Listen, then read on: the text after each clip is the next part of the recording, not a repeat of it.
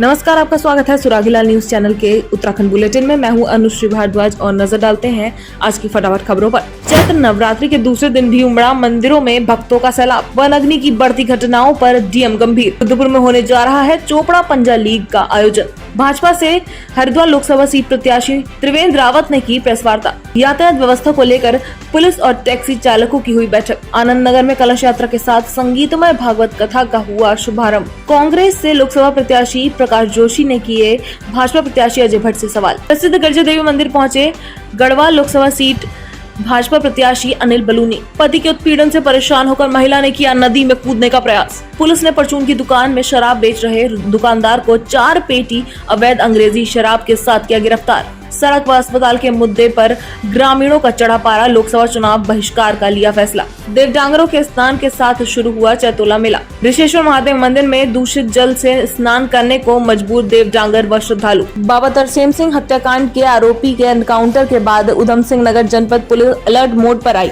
नजर। अपर मुख्य निर्वाचन अधिकारी ने की प्रेस कॉन्फ्रेंस। अब खबरें विस्तार से। चैत्र नवरात्रि का दूसरा दिन है और दूसरे दिन मां दुर्गा के दूसरे स्वरूप मां ब्रह्मचारिणी की पूजा की जाती है। मान्यता है कि मां ब्रह्मचारिणी ने भगवान शिव को पति के रूप में पाने के लिए कठोर तप किया था, इसलिए मां को तपस्याचारिणी अर्थात ब्रह्मचारिणी भी कहा जाता है। कहा जाता है कि आज के दिन मां की पूजा करने पर व्यक्ति को अपने कार्य में हमेशा विजय मिलती है। वहीं द्वितीय नवरात्रि पर उधम सिंह नगर के अधिकांश मंदिरों में मां दुर्गा का दरबार सजा हुआ है, जिसके चलते रुद्रपुर के प्राचीन अटरिया मंदिर में भी ऐसा ही दृश्य देखने को मिल रहा है। रुद्रपुर से संवाददाता दुर्गेश तिवारी की रिपोर्ट।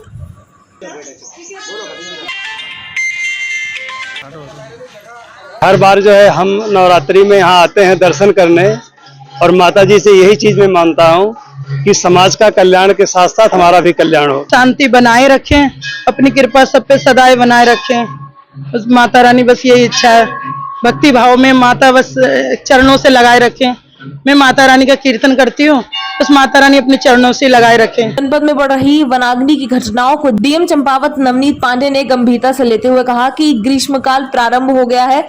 तापमान बढ़ने के साथ ही जंगल में आग की घटनाएं भी बढ़ती जा रही हैं एवं गत वर्षों के मुकाबले इस वर्ष बेहद कम वर्षा हुई है, जिससे वनों में नमी की कमी होने के साथ साथ प्राकृतिक जल स्रोत भी सूख गए हैं या घट गए हैं, जिससे वनाग्नि की घटनाएं अत्यधिक बढ़ गई हैं। साथ ही उन्होंने सभी जनपद वासियों से अपील करते हुए कहा कि जनपद के काश्तकार खेतों की पराई को अनावश्यक न जलाएं। चंपावत से संवाददाता लक्ष्मण बिष्ट की रिपोर्ट। इस समय ग्रीष्मकाल प्रारंभ हो चुका है। इस वर्ष सर्दियों में अन्य वर्षों के मुकाबले कम वर्षा हुई है, जिसकी वजह से जंगलों में भी पानी के स्रोतों में भी कमी है और नमी की भी कमी है। फलस्वरूप इस साल वनाग्नि की घटनाएं अन्य वर्षों के मुकाबले ज़्यादा हो रही हैं। मैं सभी चंपावत वासियों से अनुरोध करना चाहूँगा कि हमारे जो खेतों में पिराली है या जो हमारे ओण है उसको अनावश्यक ना जलाएं। कई जगह पे कूड़े जलाने की वजह से भी जो है आग जंगल की तरफ पहुंची है, तो कूड़े को भी खुले में किसी भी परिस्थिति में ना जलाएं। और हमारी जो वन विभाग की टीम जो पूरी तत्परता से इस समय आग बुझाने में लगी हुई है, उनको आग बुझाने में अपना पूरा सहयोग भी करें, क्योंकि जो वनों की जो क्षति होती है वो एक राष्ट्रीय संपदा है, उसको बचाना हमारा जो है नैतिक कर्तव्य है। रुद्रपुर में चोपड़ा पंजा लीग का आयोजन होने जा रहा है, जिसमें रुद्रपुर, हल्द्वानी, नैनीताल, बरेली, रामपुर, मुरादाबाद, दिल्ली आदि तमाम शहरों से लोग यहां पर प्रतिभाग करने के लिए पहुंचेंगे, जिसमें लड़के व लड़कियां भी इस कार्यक्रम में प्रतिभाग करेंगे। आज एक प्रेस वार्ता के दौरान मोहित चोपड़ा ने बताया कि वह 12 मई को चोपड़ा पंजा लीग करवाने जा रहे हैं, जिसमें काफी लोगों के पहुंचने का अनुमान लगाया जा रहा है। इस कार्यक्रम में ऑल इंडिया से नेशनल प्लेयर्स पहुंचने का अनुमान लगाया गया है। इसी के साथ उनका एक खिलाड़ी आ रहा है, जिसका पंजा अगर कोई गिराता है तो उसकी उचित इनाम राशि भी दी जाएगी। संवाददाता दुर्गेश तिवारी की रिपोर्ट। 12 मई को ही आपने स्तर पे रुद्रपुर के अंदर चोपड़ा पंजा लीग होने जा रही है। अभी तक आपने जो भी पंजा लीग देखी होगी वो सब से एक ऐतिहासिक यहाँ पे रुद्रपुर शहर वालों को एक अच्छी सी पंजा लीग देखने को मिलने वाली है, जो कि ओपन इंडिया से हमारे यहाँ से लड़के लड़कियाँ आने की हमें उम्मीद है, और जिसमें कि चैलेंजिंग के रूप में भी काफ़ी सारे लोग दिखाई देंगे कि एक दूसरे का अगर दम हो तो पंजा गिराइए। तो आइए रुद्रपुर वालों मिलके पंजा लड़ाए सब जने। ऑल ओवर चैलेंज के रूप में हमने रखा हुआ है कि एक हमारे पास ऐसा खिलाड़ी है, अभी हमने उसका नाम अनाउंस नहीं किया, कि अगर उसको कोई पंजा हरा देता है कि उसे 11,000 रुपीज़ हम अपनी तरफ से देंगे कि अगर कोई उसका पंजा गिरा देता है तो 11,000 रुपीज़ का वो हकदार होगा। बाकी हमने ऑल ओवर चैंपियन को भी यहाँ पे 11,000 रखा हुआ है, जो सब में चैंपियन बन के जाएगा। बाकी हमने बाकी टॉप 5 में भी हमने कैश प्राइज और ट्रॉफीज़ और मेडल्स रखे हुए हैं। तो बिगेस्ट आपको उत्तराखंड यूपी की अभी तक शायद मेरे हिसाब से यहाँ पे आपको पंजाब लीग नहीं हुई होगी, जो कि आपको रुद्रपुर यहाँ पे देखने को मिलेगी। क्या 300 अब पार्टिसिपेट आने की उम्मीद। उत्तराखंड के पूर्व मुख्यमंत्री व हरिद्वार लोकसभा सीट से बीजेपी के प्रत्याशी त्रिवेंद्र सिंह रावत ने इस बार के चुनाव को विकसित भारत के लिए चुनाव बताया। उन्होंने कहा कि इस बार देश की जनता प्रधानमंत्री मोदी के मिशन 2047 के लिए मतदान करेगी। त्रिवेंद्र सिंह रावत ने कहा कि वह भी प्रचार के दौरान लोगों से अपील कर रहे हैं कि देश को विकसित बनाने के लिए पीएम मोदी के संकल्प में भी सभी योगदान दें। संवाददाता सुनील राज की रिपोर्ट। अवस्था में देखो भाई, तो दोनों की अप्रैल को मंदिर निर्माण को लेकर करोड़ों सनातनियों के 500 वर्ष के इंतजार की समाप्ति का आशीर्वाद लेने का है। चीन जैसे पड़ोसी देशों में धार्मिक उत्पीड़न के शिकार अपने भाइयों को स्वीकार करने का है। धारा 370 हटाकर अखंड भारत की संकल्पना को आगे बढ़ाने का चुनाव है। 3 तलाक की समाप्ति से अल्पसंख्यक बहनों को सैकड़ों वर्षों से जारी अन्याय को समाप्त करने का है। 11 करोड़ से अधिक इज्जत घर के निर्माण से हमारी माताओं बहनों के सम्मान की सुरक्षा का है। करोड़ों महिलाओं को उज्ज्वला योजना से फ्री गैस देकर दहेज देने से मुक्ति का है। संसद और विधानसभाओं में 30% मातृशक्ति को आरक्षण देने का अधिकार देने का ये चुनाव है। इसी तरह से 10 वर्षों में एमएसपी लगभग दुगना करने, किसानों को सम्मान निधि देने, फसलों और मिट्टी दोनों की चिंता करने, केमिकल के बजाय नीम कोटेड यूरिया को खेतों में पहुंचाने जैसे अनेक योजनाओं को आगे बढ़ाने का है। लोहाघाट नगर की यातायात व्यवस्था को लेकर बुधवार को एसपी चंपावत अजय गणपति के निर्देशन पर लोहाघाट थाने के एसएचओ अशोक कुमार ने लोहाघाट के समस्त टैक्सी चालकों के साथ बैठक कर नगर की यातायात व्यवस्था को सुचारू बनाए रखने के लिए दिशा निर्देश दिए। वहीं टैक्सी चालकों के द्वारा अपनी समस्या भी रखी गई। लोहाघाट से संवाददाता लक्ष्मण बिष्ट की रिपोर्ट। ये जो टैक्सी यूनियन की एक समस्या हम लोगों को हुई थी कि ये रोड पर कहीं भी खड़ी होकर सवारियां भर देते हैं, नंबर 1, और कहीं सामान उतारना बंद कर देते हैं, शुरू कर देते हैं, जिस कारण यातायात व्यवस्था अवरुद्ध होती है। इस संबंध में मैंने बैठक ली है और उसके बाद अलावा इन लोगों को मतलब निर्देशित भी किया गया है कि अब जो टैक्सी स्टैंड जो नियुक्त किया गया है यहाँ पर, वहीं सवारियां भरें। इसके अतिरिक्त अन्य स्थानों पर सवारियां न भरें। यदि कोई बीमार व्यक्ति है तो उसके लिए मानवता के नाते हम लोग छूट दे सकते हैं। तीसरा जो है, शराब पीकर कोई गाड़ी न चलाए और एक्स्ट्रा सवारी ना भरे, नियतन सवारी ही भरे अपनी गाड़ियों में। यदि कोई नियतन सवारियों से अधिक सवारियां भरता है तो उसकी गाड़ी सीज कर दी जाएगी बिना रुके। और शराब पीकर जो भी गाड़ी चलाएगा उसकी गाड़ी भी सीज होगी और ड्राइवर के खिलाफ कार्रवाई भी की जाएगी। हाँ, इनके द्वारा बताया गया है कुछ स्थान ऐसे हैं जहाँ जो टैक्सी स्टैंड के थे, वहाँ कुछ प्राइवेट लोगों ने अपना सामान, अपनी जेसीबी वगैरह खड़ी कर रखी है, तो उन्हें नोटिस दिया जाएगा कि समय रहते ही उससे अपने हटा लें, नहीं तो उनके विरुद्ध भी कार्रवाई की जाएगी। उन्हें बताया गया है इन लोगों को जो इनका रूट निर्धारित है, निर्धारित रूट पर ही अपनी गाड़ी चलाएं। यदि निर्धारित रूट पर अपनी गाड़ी नहीं चलाएंगे तो उनके विरुद्ध भी कार्रवाई की जाएगी। तो हमें जो है तो हमारा जो स्टैंड है उसमें अतिक्रमण किया जा रहा है। जो पहले हमारा गोल चक्कर था उसे बंद कर दिया गया है। पहले हम लोग राउंड में गाड़ी निकाल करके जहाँ भी अपना जाना हो वहाँ के लिए जाते थे। वहाँ से तो एक तो गाड़ियों के लिए जगह कम हो रही है, दूसरा हर समय जाम की स्थिति रहती है वहाँ पर। जो भी अधिकारी इधर उधर जाने में फिर वो टैक्सी वालों के ऊपर गाज गिरती है वहाँ पर। तो हम कह रहे हैं कि वो अतिक्रमण खोला जाए वहाँ पर जो हमारा गोल चक्कर है, और जो है तो व्यवस्था अच्छी की जाए। उसमें हर रोड के लिए है, वो चौमेल है, हमारी पुल्ला रोड है, जो भी प्राइवेट टैक्सियाँ हैं उनमें थोड़ा कंट्रोल किया जाए। वो उनको हो सके तो उनको टैक्सी में उनको दंड किया जाए। भर रही है सवारियाँ, हमारी टैक्स भर रहे हैं, गाड़ी खाली आती है और वो लोग मनमानी भर रहे हैं। कुछ बोलो तो बोला तो टैक्स चलता है, पुलिस वालों देख लेंगे, हम बना लेंगे। तो पुलिस मांग यही है कि उनको बंद किया जाए, या जब से उनको टैक्स है जैसे टैक्सी गाड़ी टैक्सी दिया था टैक्स भरा जाए और गाड़ी सीज की जाए। बहुत असर पड़ रहा है सर। क्या असर पड़ रहा है? सवारी हमारी मिस हो जा रही है, खाली आना पड़ रहा है, पेट्रोल का भी नहीं निकल रहा है। शक्ति फार्म की ग्राम सभा तिलियापुर के आनंद नगर में स्थित मां भगवती मंदिर में समस्त आनंद नगर के ग्रामीणों के सहयोग से भव्य कलश यात्रा के साथ 7 दिवसीय संगीतमय भागवत कथा का शुभारंभ मां भगवती मंदिर परिसर से 151 कलश के साथ कुमाऊनी पारंपरिक परिधानों से सुसज्जित महिलाओं द्वारा कलश यात्रा निकालकर हुआ। सितारगंज से संवाददाता नारायण सिंह रावत की रिपोर्ट। हल्द्वानी में कांग्रेस कार्यालय स्वराज आश्रम में पत्रकार वार्ता करते हुए लोकसभा प्रत्याशी प्रकाश जोशी ने केंद्रीय राज्य मंत्री व नैनीताल से भाजपा प्रत्याशी अजय भट्ट से तमाम प्रश्नों की झड़ी लगाई। देखिए हल्द्वानी से संवाददाता दीपक अधिकारी की रिपोर्ट। देखिए, पहला सवाल तो उनकी निष्क्रियता पर ही क्वेश्चन मार्क है। अपनी सांसद निधि का 17 करोड़ में मात्र 7 करोड़ खर्च करा, 10 करोड़ वापस चला गया। उसका जवाब दें, बहुत काम हो सकते थे उससे। दूसरा, जिन गाँवों को उन्होंने गोद लिया उन गाँवों की तरफ पलट कर नहीं गए, उनकी दुर्दशा है। तीसरा अग्निवीर नाम की जो योजना हम पे थोपी गई, युवाओं पे थोपी गई, हमारे युवाओं का भविष्य बर्बाद कर दिया। फौज में भर्ती होने का सपना लेने वाले हमारे नौजवानों को सिक्योरिटी गार्ड बनाकर रिटायर कर रहे हैं और उनके रक्षा राज्य मंत्री रहते हुए ये हुआ है। इसका वो जवाब दें, ये पाप उन्होंने क्यों किया। पूरे देश में अलग अलग जिलों में रक्षा कॉरिडोर बन रहे हैं जिसमें बहुत लोगों को रोजगार मिल सकता है।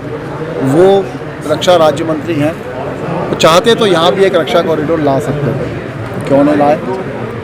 उत्तराखंड में 5 केंद्रीय विद्यालय स्वीकृत हुए हैं, 5 संसदीय क्षेत्र हैं, तो कम से कम तो एक तो अपने आप ही मिल जाना चाहिए था। और आपको हैरानी होगी कि 5 जो केंद्रीय विद्यालय हैं उसमें इस संसदीय क्षेत्र में एक भी केंद्रीय विद्यालय नहीं आने वाला है। ये भी उनकी गलती है। सैनिक स्कूल जो अभी स्वीकृत हुए उसको उन्होंने पीपीपी मोड पे डाल दिया है, जबकि वो रक्षा मंत्रालय के खर्चे से वो करवा सकते थे, सरकारी उससे करवाते, बच्चों को फीस में राहत मिलती।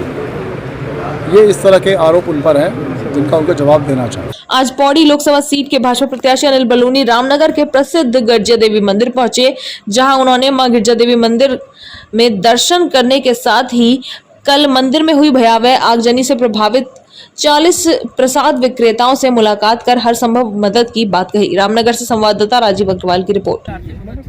ऐसे अभी तो कांग्रेस अनाथ हो चुकी है। कांग्रेस अपने बारे में सोचे। भारतीय जनता पार्टी बहुत अच्छे तरीके से काम कर रही है।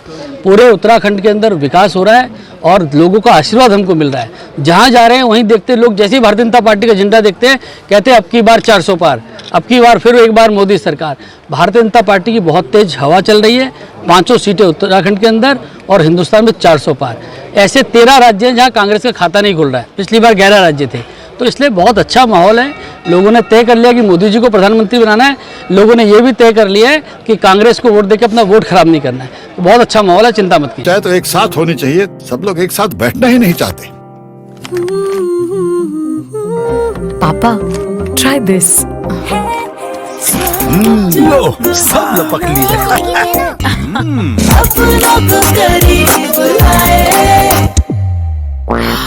ये क्या हाल कर दिया है रूम का? बस कल से चाय मेरे रूम में। देवर पान नमकीन। मंगलवार की सुबह रामनगर में स्थित नए बाईपास पुल से नीचे नदी में कूदने का प्रयास कर रही एक महिला को मौके से गुजर रही एक महिला ने दबोच कर एक बड़ी अनहोनी की घटना को टाल दिया। आपको बता दें कि ग्राम पूछड़ी फौजी कॉलोनी नूर बानो नाम की एक महिला अपनी एक पुत्री के साथ नए बाईपास पुल पर पहुंची और अचानक ये महिला पुल से नीचे नदी में कूदने को लेकर लटक रही थी। तभी पास से गुजर रही एक अन्य महिला ने महिला को नदी में कूदने से रोकते हुए बचा लिया और शोर मचाया तो आसपास के लोग एकत्रित हो गए। वहीं घटना की जानकारी पुलिस को मिलने के बाद मौके पर पहुंची पुलिस ने महिला को कोतवाली लाकर जानकारी जुटाना शुरू किया। महिला ने बताया कि उसका पति आए दिन उसे परेशान करने के साथ ही उसके साथ मारपीट करता है तथा खर्चे के लिए पैसे भी नहीं देता है। महिला का यह भी आरोप था कि उसका पति पहले से ही शादीशुदा है तथा जब उसने उसके साथ शादी की थी तो उसने इस बात को उससे छुपाया था। वहीं महिला ने अपने पति पर और भी गंभीर आरोप लगाते हुए पुलिस से न्याय व सुरक्षा की गुहार लगाई है। रामनगर से संवाददाता राजीव अग्रवाल की रिपोर्ट। मेरा नाम नूरबानो है। मैंने जी एप्लीकेशन भी देते हैं, पैसे मांगते हैं, खर्चे के लिए पैसे नहीं देते, मारपीट मचाते हैं। इधर उधर 2 जनी लोग हैं। ये एक नौसाद है, जब से उसके चक्कर में पड़ा है, जब से अपनी बीवी बच्चों पे बिल्कुल भी ध्यान नहीं देता। वो ढिकली का रहने वाला है, यूसुफ भाई का दामाद है। वो बहुत परेशान करते हैं, मारपीट करते हैं अगर पैसे ऐसे कुछ भी मांगो तो उनसे। जी उनका नाम सम्मी पेंटर है। नौसाद उनका दोस्त है। दोनों साझे में काम करते हैं। जी नहीं, वो जब से उसकी संगत में पड़े पैसे देने बंद कर दिए बिल्कुल भी। जी फिर क्या करें, जब बुला रहे हैं बच्चे भी फोन कर रहे हैं, बिल्कुल भी आना नहीं चाह रहे, बताओ क्या करें।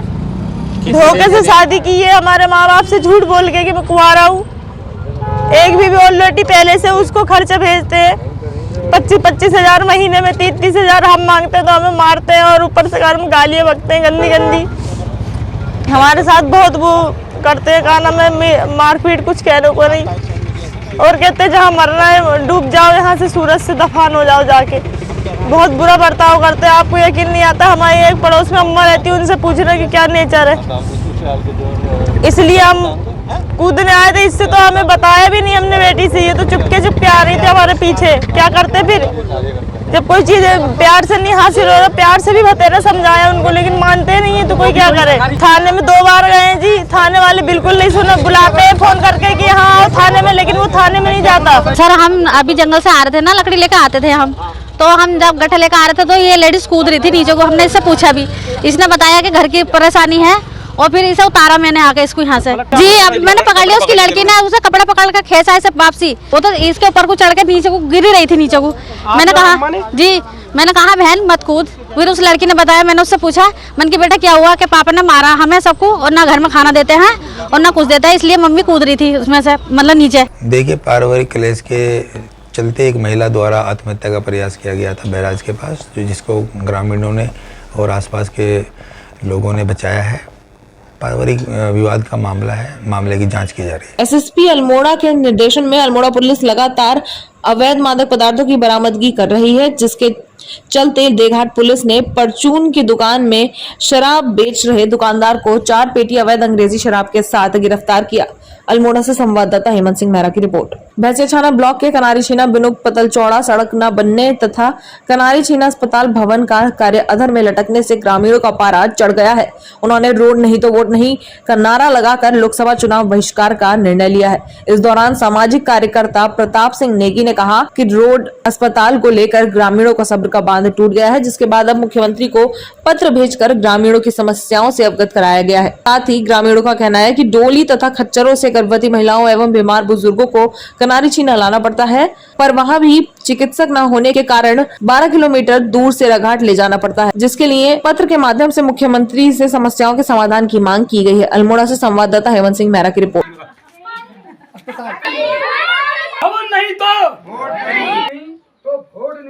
लोहाघाट ब्लॉक के नेपाल सीमा के गुमदेश क्षेत्र के चमदेवल में मंगलवार को देवडांगरों के स्नान के साथ ही प्रसिद्ध चैतोला मेला शुरू हो गया है। इस दौरान लोगों ने वीर रस पर आधारित ढुसकों का गायन किया। मंगलवार को चमदेवल के चौखाम बाबा मंदिर में चौमू चौखाम बाबा मंदिर समिति के अध्यक्ष खुशहाल सिंह धोनी की अध्यक्षता में मुख्य अतिथि ब्लॉक प्रमुख प्रतिनिधि लोहाघाट महेंद्र ढेक ने मेले का शुभारंभ किया। साथ ही उन्होंने मेले में हर संभव मदद करने की बात कही। चंपावत से संवाददाता लक्ष्मण बिष्ट की रिपोर्ट। लोहाघाट के गुमदेश क्षेत्र में लगने वाला ऐतिहासिक एवं पौराणिक चैतोली मेले का शुभारंभ आज प्रथम नवरात्रि को हो चुका है। इस कार्यक्रम के मुख्य अतिथि श्री महेंद्र सिंह ढेक जी, क्षेत्र प्रमुख प्रतिनिधि विकासखंड लोहाघाट के करकमलों से हुआ। और इस क्षेत्र की मान्यता है कि यहाँ 9-10 दिनों तक जो है रोज मंदिर में पूजा अर्चना की जाती है। भक्त अनेक कामनाओं के लेकर चौखाम बाबा के दरबार पे आते हैं। और साथ ही अतिथि देवो भव का जो हमारा यहाँ संकल्प है, इस क्षेत्र की परंपरा रही है, उस परंपरा को निभाते हुए यहाँ कई भक्त और अपनी मान्यताओं को लेकर, अपनी सेवा को लेकर यहाँ बाबा के दरबार पे आते हैं और उनकी मनोकामना पूर्ण होती है। मैं आप सभी को नव संवत्सर सहित इस चैतोली मेले की शुभकामनाएं देता हूं। धन्यवाद। लोहाघाट क्षेत्र के प्रसिद्ध ऋषेश्वर महादेव मंदिर में प्रथम नवरात्र पर दूर दूर क्षेत्र से पहुंचे देवडांगरों व श्रद्धालुओं को लोहावती नदी व बाड़ीगाड़ के संगम में दूषित जल से स्नान करना पड़ा, जिस कारण देवडांगरों व श्रद्धालुओं ने नाराजगी जताई। नरसिंह डांडा व कालाकोट से पहुंचे देवडांगर नवीन चंद्र, प्रहलाद राम, आनंद राम, हरीश सिंह ने बताया कि ऋषेश्वर महादेव के पूरे क्षेत्र में बड़ी मान्यता है, जहां दूर दूर से क्षेत्र से श्रद्धालु पहुंचते हैं, पर यहाँ नदियों के दूषित हुए जल को देख बहुत ज्यादा दुख होता है और इन्हें इसी दूषित जल से स्नान करना पड़ता है। चंपावत से संवाददाता लक्ष्मण बिष्ट की रिपोर्ट। हम लोग तो हमेशा इस नवरात्रि में यहाँ चंपावत से पूरे यहाँ इस रिसेश्वर धाम में हर हमेशा नवरात्रि में नहाने को आते हैं। आज तक हमें कोई सुविधा यहाँ पर ऐसी नहीं मिली जिसमें नहा पाएँ, साफ पानी नहीं। और यहाँ पर कुछ साल पहले कुछ नल बनाए गए थे, उसकी देखभाल भी नहीं की जा रही है यहाँ पर। आज क्या चाहेंगे इसके लिए? अब इसमें ये चाहेंगे कि हम लोग जैसे ये काली कुमाऊं का रिसेश्वर धाम पहला धाम है, तो इसमें कुछ प्रशासन से भी हम कहना चाहेंगे और यहाँ के जो मंदिर के सदस्य हैं उनसे लोगों से भी कहना चाहेंगे कि यहाँ पर कुछ सफाई हो तो हमें भी नहाने में थोड़ा आनंद आए और मंदिर में जाने के लिए शुद्ध पानी से नहा के जाएंगे तो उसमें हमें अच्छी सुविधा होगी। मन शुद्ध है तो तन भी शुद्ध होना चाहिए। तन शुद्ध करने के लिए हमारे पास पानी तक नहीं है, हम उस मंदिर में मन शुद्ध करके जाना चाहेंगे, लेकिन जाते हैं मजबूर होके लोग। लेकिन नदी का पानी साफ तो है नहीं, नदी का पानी बिल्कुल साफ नहीं है। इसकी प्रशासन से यही कहना चाहेंगे कि हम इसकी देखभाल करके जो इस नदी को जहाँ से इसका स्रोत बनता है वहाँ से कुछ सफाई करके यहाँ पर कुछ नहाने के लिए सुविधाएं, कुछ ऐसे नल बना दिए जाएं जिससे नीचे से नहाए आदमी और अपना साफ सफाई से ऊपर मंदिर में जा सके। सर ऐसा है कि जो भी इसकी सुविधा होनी चाहिए, जो चीज़ बनती है ज़्यादा भी नहीं तो पानी की सुरक्षा। और जब नहाने के लिए आदमी बड़ी दूर से आते हैं पर ऐसा है नहाने के लिए कोई जगह नहीं है यहाँ, तो ये करना चाहेंगे। अब सर ऐसा है कि इसकी थोड़ा देखभाल होनी चाहिए सर। नदी हाँ सर ऐसा है जो भी वहाँ से बनता है इसका जो गन है, हाँ इसको जो है तो कुछ न कुछ हिसाब से इसको देखभाल के लिए करना चाहिए सर। देखिए सर सबसे बड़ा धाम मानते हैं सर, तभी तो नहाने के लिए आते हैं यहाँ। और यहाँ मिल पा रहा है? नहीं मिल पा रहा है सर। ऐसा है नहाने के लिए बहुत ही असुविधा हो रही है। तो प्रशासन से ऐसा है कि जो भी इसमें हो रहा है सर ये सब इसको देखभाल करने की कृपा कीजिए। उत्तराखंड के हरिद्वार में हुए बाबा तरसेम सिंह हत्याकांड के आरोपी के एनकाउंटर के बाद उधम सिंह नगर जनपद पुलिस फोर्स अलर्ट मोड पर नजर आई। चुनाव ड्यूटी में पहुंची जनपद में फोर्स को अलर्ट करते हुए शहर के चौक चौराहों पर तैनात किया गया ताकि कोई विरोध प्रदर्शन न कर सके और न ही शांति व्यवस्था को भंग कर सके। इस दौरान चौक चौराहों के अलावा धार्मिक स्थलों पर भी फोर्स को तैनात किया गया। रुद्रपुर से संवाददाता दुर्गेश तिवारी की रिपोर्ट। CAPF की फोर्स आवंटित हुई है, तो जो हमारा रुद्रपुर और जो थाना ट्रांजिट कैंप का क्षेत्र है इसमें रुद्रपुर में ITBP SSP और थाना ट्रांजिट कैंप क्षेत्र में पंजाब की जो स्टेट आर्म्ड पुलिस है वो फोर्स आवंटित हुई है। तो उसके मद्देनज़र इनकी जो भी कंपनी और प्लेटून्स हैं इनको हमारे पूरे रुद्रपुर एरिया में अलग अलग पॉइंट्स पर पॉइंट की पेट्रोलिंग के लिए, चेकिंग के लिए और एरिया डोमिनेशन की एक्सरसाइज के लिए लगाया जा रहा है। तो आज से लेकर इनकी ये जो पॉइंट चेकिंग शुरू हो गई है ये इलेक्शन के पूरे कार्यकाल तक चलेगी। चाहे तो एक साथ होनी चाहिए, सब लोग एक साथ बैठना ही नहीं चाहते। पापा ट्राई दिस। लो सब लपक लिए।